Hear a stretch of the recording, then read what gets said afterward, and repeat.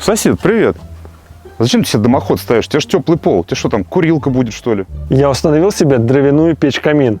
За городом часто отключают электричество, а печь – это резервный источник отопления. А, буржуйка, что ли? Это мы проходили. У тебя будет все в щепках дома. С дров будет выползать короед. Он твой дом вообще насквозь прокусит. В свою печь я кидаю исключительно топливные брикеты. И еще один неоспоримый плюс такого камина – это эстетика. Угу. Эстетика.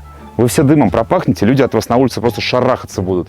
Ну тебя, блин. А вы поставили бы себе такую печь? Напишите в комментариях.